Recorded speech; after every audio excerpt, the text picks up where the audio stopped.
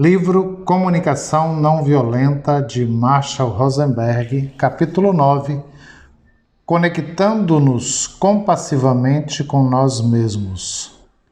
Que nos tornemos a mudança que buscamos no mundo. Mahatma Gandhi. Já vimos como a CNV contribui para nossos relacionamentos com amigos e com a família, no trabalho e na política. Sua aplicação mais decisiva, porém, talvez seja na maneira que tratamos a nós mesmos. Quando internamente somos violentos para com nós mesmos, é difícil ter uma compaixão verdadeira pelos outros. Lembrando como somos especiais. Na peça Mil Palhaços, de Herbert Gardner, o protagonista se recusa a entregar o sobrinho de 12 anos às autoridades do Serviço Social de Menores, declarando: "Quero que ele conheça exatamente a coisa especial que ele é, senão ele não perceberá quando ele começar a ir embora. Quero que ele permaneça desperto e veja as possibilidades mais loucas. Quero que ele saiba que vale a pena fazer tudo só para dar ao mundo um pequeno pontapé, quando se tem essa chance. E quero que ele saiba a razão sutil, fugidia e importante pela qual ele nasceu, um ser humano e não uma cadeira. Estou extremamente preocupado com o fato de que muitos de nós não temos a consciência da coisa especial que somos. Esquecemos a razão sutil, fugidia e importante que o tio queria tão apaixonadamente que o sobrinho soubesse.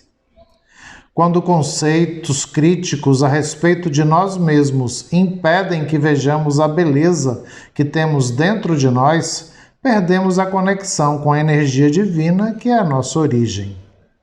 Condicionados a nos vermos como objetos e como objetos cheios de falhas, será surpreendente que muitos de nós acabemos tendo uma relação violenta com nós mesmos? Uma área importante na qual essa violência pode ser substituída pela compaixão é na autoavaliação que fazemos a cada momento. Como desejamos que todos os nossos atos levem ao enriquecimento de nossa vida. É fundamental saber como avaliar os eventos e condições de maneira que nos ajudem a aprender e a fazer escolhas duradouras que sirvam a nossos propósitos. Infelizmente, a maneira como fomos ensinados a nos avaliar frequentemente conduz mais ao ódio por nós mesmos do que ao aprendizado. Avaliando a nós mesmos quando fomos menos que perfeitos. Numa atividade de rotina em meus seminários, peço aos participantes que se lembrem de alguma ocasião recente em que eles fizeram alguma coisa que gostariam de não ter feito. Em seguida, observamos como eles falaram consigo mesmos imediatamente após terem cometido o que em linguagem comum chamamos de erro, entre aspas. Algumas frases típicas são: "Isso foi burrice. Como pude fazer uma coisa tão idiota? O que há de errado comigo? Estou sempre pisando na bola. Isso foi tão egoísta." Essas pessoas foram ensinadas a julgar a si mesmas de um modo que implica que o que elas fizeram foi errado ou ruim. Sua autorrecriminação implícita pressupõe que elas merecem sofrer pelo que fizeram. É trágico que tantos de nós fiquemos enredados no ódio por nós mesmos, em vez de nos beneficiarmos dos erros que mostram nossas limitações e nos guiam em direção ao crescimento. Mesmo quando às vezes aprendemos uma lição com os erros pelos quais nos julgamos com tanta severidade, preocupo-me com a natureza da energia por trás daquele tipo de mudança e aprendizado. Eu gostaria que a mudança fosse estimulada por um claro desejo de melhorar nossa vida e a dos outros, em vez de por energias destrutivas como a vergonha ou a culpa. Se o modo como nos avaliamos nos faz sentir vergonha e, em consequência disso, mudamos nosso comportamento, estaremos permitindo que nosso crescimento e aprendizado sejam guiados pelo ódio por nós mesmos. A vergonha é uma forma de ódio por si próprio, e as atitudes tomadas em reação à vergonha não são livres e cheias de alegria. Mesmo que nossa intenção seja a de nos comportarmos com mais gentileza e sensibilidade, se as pessoas sentirem a vergonha ou a culpa por trás de nossas ações, será menos provável que elas apreciem o que fazemos do que se formos motivados puramente pelo desejo humano de mudar a vida. Em nosso vocabulário, há uma palavra com enorme poder de criar vergonha e culpa. Essa palavra violenta que é comum usarmos para avaliar a nós mesmos está tão profundamente arraigada em nossa consciência que muitos de nós teriam problemas para imaginar a vida sem ela. É o verbo dever, usado em frases como eu deveria saber ou eu deveria ter feito aquilo. Na maioria das vezes em que usamos esse verbo com nós mesmos, resistimos ao aprendizado, porque dever implica que não há escolha. Seres humanos, ao ouvirem qualquer tipo de exigência, tendem a resistir, porque ela ameaça a nossa autonomia, nossa forte necessidade de termos escolhas. Temos essa reação à tirania, mesmo quando se trata da tirania interior, na forma de um deveria. Uma expressão semelhante de exigência interior ocorre na seguinte autoavaliação. O que estou fazendo é simplesmente terrível. Eu realmente tenho de fazer alguma coisa a respeito. Pense por um momento em todas as pessoas que você já ouviu dizerem: eu realmente tenho de parar de fumar, ou eu realmente tenho de fazer alguma coisa para me exercitar mais. Elas vivem dizendo o que devem fazer e vivem resistindo a fazê-lo, porque seres humanos não foram feitos para ser escravos. Nós não fomos feitos para sucumbir às ordens do dever e do tenho de, venham elas de fora ou de dentro de nós mesmos. E se viermos a ceder e nos submeter a essas ordens, nossas ações se originarão de uma energia destituída da alegria de viver. Traduzindo julgamentos sobre si mesmo e exigências internas.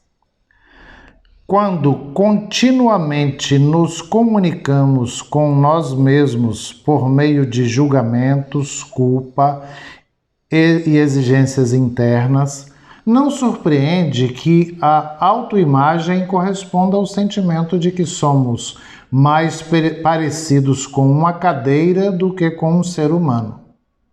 Uma premissa básica da CNV é que, ao julgarmos que alguém está errado ou agindo mal, o que estamos realmente dizendo é que essa pessoa não está agindo em harmonia com nossas necessidades. Se por acaso julgamos a nós mesmos, o que estamos dizendo é: eu mesmo não estou agindo em harmonia com minhas próprias necessidades. Estou convencido de que, se aprendemos a nos avaliar em termos de em que grau nossas necessidades estão sendo preenchidas, é mais provável que aprendamos alguma coisa com essa avaliação.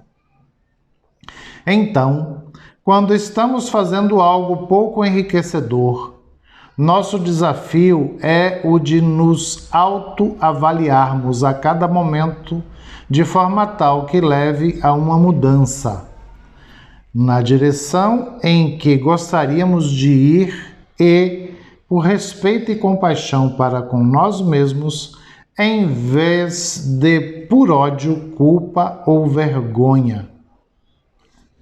O luto na CNV. Depois de uma vida inteira de educação formal e socialização, provavelmente é tarde demais para a maioria de nós treinarmos nossa mente a pensar só em termos do que precisamos e valorizarmos a cada momento.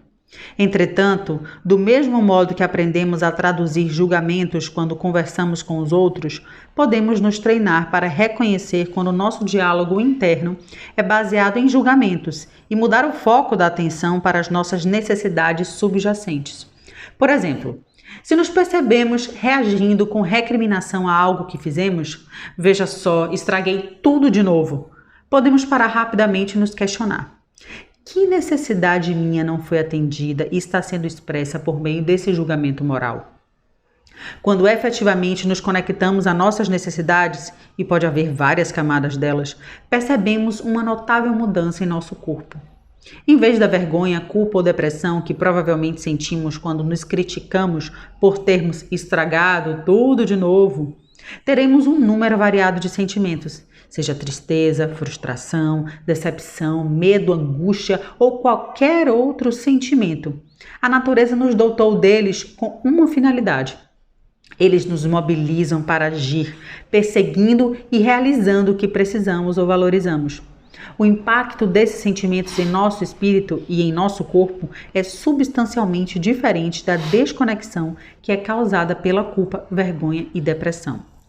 Na CNV, o processo de luto ajuda-nos a entrar em conexão plena com as necessidades insatisfeitas e com os sentimentos que são gerados quando fomos menos que perfeitos.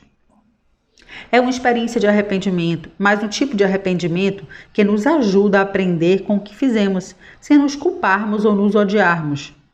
Vemos como o nosso comportamento foi contrário às nossas próprias necessidades e valores e nos abrimos a sentimentos que se originam dessa consciência.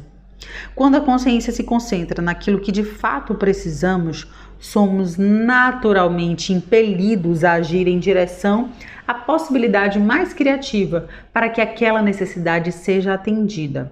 Ao contrário dos julgamentos moralizadores de quando nos culpamos, que tendem a obscurecer tais possibilidades e a perpetuar um estado de autopunição.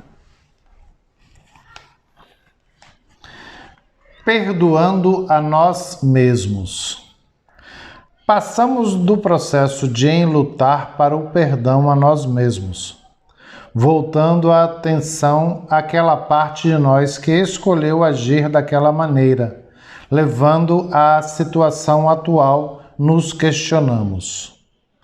Quando me comportei da maneira da qual agora me arrependo, qual de minhas necessidades eu buscava atender? Acredito que os seres humanos estão sempre a serviço de necessidades e valores. Isso é verdadeiro tanto na ação atender à necessidade quanto se não atender a ela.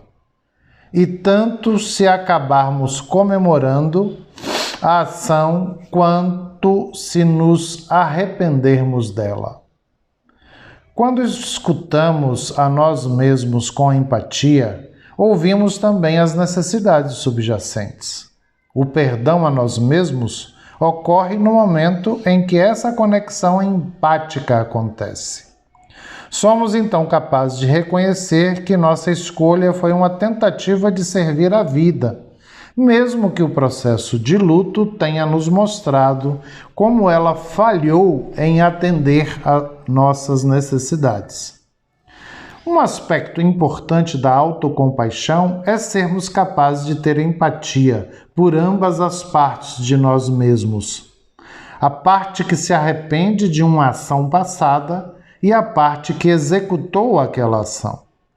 Os processos de luto e perdão a nós mesmos nos libertam no sentido do aprendizado e do crescimento, conectando-nos a cada momento com nossas necessidades, aumentamos nossa capacidade criativa de agirmos em harmonia com elas. A lição do terno de bolinhas. Eu gostaria de ilustrar os processos de luto e perdão a nós mesmos, lembrando um acontecimento pessoal. No dia anterior a um importante seminário, comprei um terno leve cinza claro para usar no evento. No final do concorrido seminário, um enxame de participantes me abordou pedindo meu endereço, autógrafo e outras informações. Com a hora de outro compromisso se aproximando, apressei-me em atender às solicitações dos participantes, assinando e rabiscando em muitos pedaços de papel à minha frente. Enquanto saía correndo pela porta, enfiei minha caneta sem a tampa no bolso de meu terno novo. Uma vez lá fora, descobri para meu horror que em vez do lindo terno cinza claro, eu agora tinha um terno de bolinhas. Durante 20 minutos fui agressivo comigo mesmo. Como pude ser tão descuidado? Que coisa mais estúpida de fazer. Eu havia acabado de arruinar um terno novinho. Se alguma vez eu precisei de compaixão e compreensão, foi naquele momento. No entanto, ali eu estava respondendo a mim mesmo de uma maneira que estava me fazendo sentir pior do que nunca. Felizmente, depois de apenas 20 minutos, percebi o que estava fazendo. Parei. Procurei ver qual necessidade minha não tinha sido atendida quando botei a caneta sem tampa no bolso e me perguntei: qual é a necessidade que está por trás de eu me julgar descuidado e idiota? Vi imediatamente que era a necessidade de cuidar melhor de mim mesmo, de ter dado mais atenção às minhas necessidades enquanto eu corria para atender às necessidades dos outros. Assim que toquei essa parte de mim mesmo e me conectei ao desejo profundo de ser mais consciente e cuidadoso com minhas próprias necessidades, meus sentimentos mudaram. Houve uma liberação de tensão em meu corpo, à medida que se dissipava a raiva, a vergonha e a culpa que eu estava abrigando em relação a mim mesmo. Fiz meu luto pelo terno arruinado e a caneta sem tampa, enquanto me abria para sentimentos de tristeza que agora apareciam juntamente com a vontade de cuidar melhor de mim mesmo. Em seguida, voltei minha atenção para a necessidade que eu estava atendendo quando coloquei a caneta sem tampa em meu bolso. Reconheci quanto eu dava valor ao cuidado e à consideração para com as necessidades das outras pessoas. É claro que, ao cuidar tão bem das necessidades dos outros, eu não demonstrara um respeito similar a mim mesmo.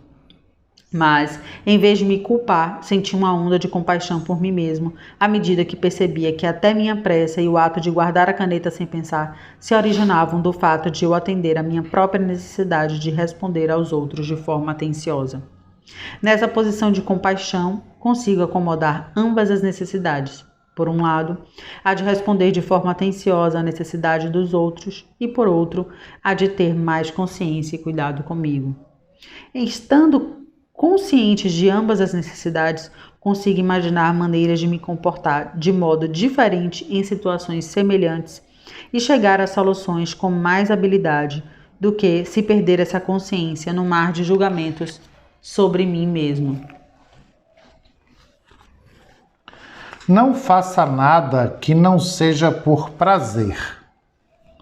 Além dos processos de luto e perdão a nós mesmos, um aspecto da autocompaixão que costumo enfatizar é a energia por trás de qualquer ação que realizamos.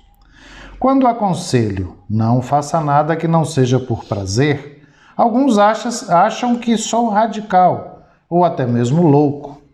Entretanto, acredito sinceramente que uma forma importante de autocompaixão é fazer escolhas motivadas puramente por nosso desejo de melhorar a vida, e não por medo, culpa, vergonha, dever ou obrigação.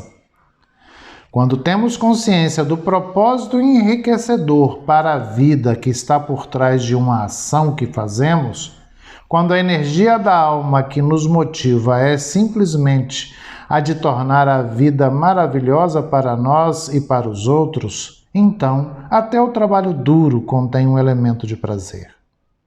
Inversamente, uma atividade que de outro modo seria prazerosa deixa de sê-lo, se for executada por obrigação, dever, medo, culpa ou vergonha, e acabará gerando resistência. No capítulo 2, consideramos substituir uma linguagem que implica falta de alternativas por outra que reconhece a possibilidade de escolha. Muitos anos atrás, comecei uma atividade que aumentou significativamente a quantidade de prazer e alegria disponíveis em minha vida, enquanto diminuía a depressão, a culpa e a vergonha. Ofereço-a aqui como uma maneira possível de aprofundar a compaixão por nós mesmos e nos ajudar a viver nossa vida a partir de atividades prazerosas, através de nossa permanência numa clara consciência da necessidade enriquecedora da vida que está por trás de tudo o que fazemos. Substituindo tenho de fazer por escolho fazer. Primeiro passo. O que você faz em sua vida que você não sente ser prazeroso? Relacione num pedaço de papel todas as coisas que você diz a si mesmo que tem de fazer. Qualquer atividade que você deteste, mas faz a si mesmo porque percebe que não tem escolha. Quando revisei minha própria lista pela primeira vez, só o fato de ver quanto ela era grande me deu um insight a respeito de por que tanto de meu tempo era gasto sem apreciar a vida. Percebi quantas coisas eu estava fazendo num dia comum, me convencendo a acreditar que eu tinha de fazê-las. O primeiro item de minha lista foi escrever laudos clínicos. Eu detestava fazer aqueles laudos, mas passava pelo menos 1 hora de agonia fazendo todos os dias. Meu segundo item foi levar as crianças para a escola de carro em meu dia de rodízio de carona. Segundo passo. Depois de completar a lista, reconheça claramente para si mesmo que você está fazendo essas coisas porque escolheu fazê-las. Não porque você tem de fazê-las. Coloque a palavra escolho na frente de cada item que você listou. Lembro-me de minha própria resistência a esse passo. Escrever laudos clínicos, insistir comigo mesmo. Não é algo que eu escolho fazer, eu tenho de fazê-los. Sou psicólogo clínico, tenho de escrever esses laudos. Terceiro passo. Depois de ter reconhecido que você escolheu fazer uma atividade específica, entre em contato com a intenção por trás da escolha, completando a frase: escolho, tracinho, porque quero, tracinho. Inicialmente tive dificuldade para identificar o que eu queria quando escrevia meus laudos. Vários meses antes, já havia concluído que os laudos não eram úteis o bastante para meus pacientes para justificar o tempo que eles me tomavam. Então, por que eu continuava a investir tanta energia em sua elaboração? Acabei percebendo que estava escolhendo escrever os laudos unicamente porque queria a renda que eles ofereciam. Desde que reconheci isso, nunca mais escrevi outro laudo. Não posso descrever quanto fico feliz só de pensar em quantos laudos clínicos deixei de escrever desde aquele momento. 35 anos atrás. Quando percebi que o dinheiro era minha motivação primária, imediatamente vi que poderia encontrar outras maneiras de cuidar de mim mesmo do ponto de vista financeiro e que de fato eu preferiria procurar comidas nas latas de lixo a escrever outro laudo clínico. O próximo item de minha lista de tarefas desagradáveis era levar as crianças de carro para a escola. Porém, quando examinei o motivo por trás daquela tarefa, apreciei os benefícios que meus filhos estavam tendo por frequentarem aquela escola. Eles poderiam facilmente caminhar até a escola do bairro, mas a escola onde eles estudavam estava bem mais em harmonia com meus valores educacionais. Continuei a levar as crianças para a escola, mas com energia diferente, em vez de não, hoje é o meu dia no rodízio de carona para a escola. Eu estava consciente do meu propósito, de que era dar a meus filhos uma qualidade de educação que era muito importante para mim. É claro que, enquanto dirigia, eu às vezes precisava me lembrar 1 ou 2 ou 3 vezes de concentrar minha mente no propósito ao qual minha ação estava servindo. Cultivando a consciência da energia por trás de nossas ações.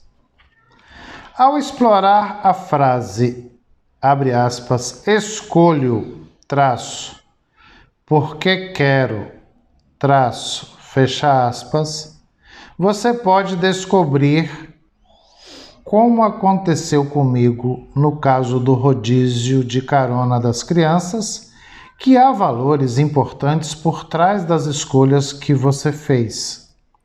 Estou convencido de que depois que ganhamos clareza a respeito da necessidade que está sendo atendida por nossas ações, podemos sentir estas como prazerosas, mesmo quando envolvem trabalho duro, desafios ou frustrações.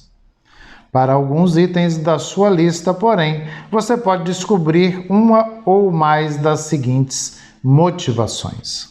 Por dinheiro. O dinheiro é uma das principais formas de recompensa extrínseca em nossa sociedade. As escolhas motivadas por um desejo de recompensa acabam custando caro. Elas nos privam da alegria de viver, que vem das ações, que são baseadas na clara intenção de contribuir para uma necessidade humana. O dinheiro não é uma necessidade, tal como a definimos na CNV. É uma das inúmeras estratégias que podem ser selecionadas para atender a uma necessidade. Por aprovação. Assim como o dinheiro, a aprovação dos outros é uma forma de recompensa extrínseca. Nossa cultura nos educou para termos fome de recompensas. Frequentemente, escolas que utilizam meios extrínsecos para nos motivar a estudar. Crescemos em lares onde éramos recompensados por sermos bons meninos e meninas e punidos quando nossos responsáveis julgavam que não o tínhamos sido. Assim como adultos, facilmente nos convencemos a acreditar que a vida consiste em fazer coisas em troca de recompensas. Estamos viciados em ganhar sorrisos, tapinhas nas costas e julgamentos verbais de que somos boas pessoas, bons pais, bons cidadãos, bons trabalhadores, bons amigos, etc. Fazemos coisas para que as pessoas gostem de nós e evitamos coisas que possam levá-las a não gostar de nós ou a nos punir. Acho trágico que trabalhemos tão duro para comprar amor e presumamos que precisamos nos anular e fazer coisas para os outros para que gostem de nós. Na verdade, é quando fazemos as coisas puramente no espírito de melhorar a vida que vemos os outros nos apreciando. Essa apreciação, porém, é apenas um mecanismo de feedback que confirma que nossos esforços tiveram o efeito desejado. O reconhecimento de que escolhemos usar nossa capacidade para facilitar a vida e que fizemos isso com sucesso nos traz a verdadeira alegria de celebrar a nós mesmos de uma maneira que a aprovação dos outros nunca poderá nos oferecer. Para evitar uma punição. Alguns de nós pagam imposto de renda principalmente para evitar a punição. Como consequência, é provável que nos aproximemos desse ritual anual com um certo grau de ressentimento. Eu me lembro, porém, de como em minha infância meu pai e meu avô pensavam de modo diferente a respeito do pagamento de impostos. Eles haviam emigrado da Rússia para os Estados Unidos e tinham vontade de apoiar um governo que eles acreditavam estar protegendo as pessoas de uma maneira que o czar não fizera. Imaginando as muitas pessoas cujo bem-estar estavam sendo garantido pelo dinheiro de seus impostos, eles sentiam um sincero prazer ao mandarem seus cheques para o governo americano. Para evitar a vergonha. Pode haver algumas tarefas que escolhemos fazer simplesmente para evitar a vergonha. Sabemos que, se não as fizermos, acabaremos sofrendo um severo julgamento sobre nós mesmos e escutaremos nossa própria voz nos dizendo que há algo de errado ou de estúpido conosco. Se fizermos alguma coisa estimulado somente pelo anseio de evitar a vergonha, geralmente acabaremos por detestar aquilo. 5. Para evitar a culpa. Em outras ocasiões podemos pensar, se eu não fizer isso, as pessoas ficarão desapontadas comigo. Temos medo de acabar sentindo culpa por deixarmos de satisfazer as expectativas das outras pessoas em relação a nós. Há um mundo de diferença entre fazer alguma coisa pelos outros para evitar a culpa e fazê-la por causa de uma clara consciência de nossa própria necessidade de contribuir para a felicidade de outros seres humanos. A primeira alternativa representa um mundo cheio de infelicidade. A segunda, um mundo cheio de prazer. Por dever. Quando usamos uma linguagem que nega a possibilidade de escolha, por exemplo, termos e expressões como deveria, tenho de, preciso, não posso, esperam que eu faça, etc., nosso comportamento surge de um vago sentimento de culpa, dever ou obrigação. Considero essa a mais socialmente perigosa e pessoalmente desafortunada de todas as maneiras pelas quais agimos quando somos isolados de nossas necessidades. No capítulo 2, vimos como o conceito de Amprecht permitiu que Adolf Eichmann e seus colegas mandassem dezenas de milhares de pessoas para a morte, sem se sentirem emocionalmente afetados ou pessoalmente responsáveis. Quando falamos uma linguagem que nos nega a possibilidade de escolha, renunciamos à vida em nós mesmos por uma mentalidade de robô que nos separa de nossa própria essência. Depois de examinar a lista de itens que criou, você talvez decida parar de fazer certas coisas, no mesmo espírito em que escolhi deixar de lado os laudos clínicos. Pode parecer radical, mas é possível fazer as coisas somente por prazer. Acredito que à medida que nos engajamos de momento a momento no prazer de enriquecer a vida, motivados somente pelo desejo de enriquecê-la, nos compadecemos de nós mesmos. Resumo: a aplicação mais crucial da CNV pode ser em como tratamos a nós mesmos. Quando cometemos erros, podemos utilizar os processos de luto e perdão da CNV para nos mostrar onde podemos crescer, em vez de nos enredarmos em julgamentos moralizadores sobre nós mesmos. Ao avaliarmos nosso comportamento em termos de nossas próprias necessidades não atendidas, o ímpeto pela mudança surge não da vergonha, culpa, raiva ou depressão, mas de nosso genuíno desejo de contribuir para o nosso bem-estar e o dos outros. Também cultivamos a autocompaixão ao escolhermos conscientemente em nossa vida diária agir apenas a serviço de nossas próprias necessidades e valores, em vez de por obrigação, por recompensas extrínsecas ou para evitar a culpa, a vergonha ou a punição. Se revisarmos as ações sem alegria às quais costumamos nos sujeitar e substituirmos tenho de fazer por escolho fazer, descobriremos mais prazer e integridade em nossa vida.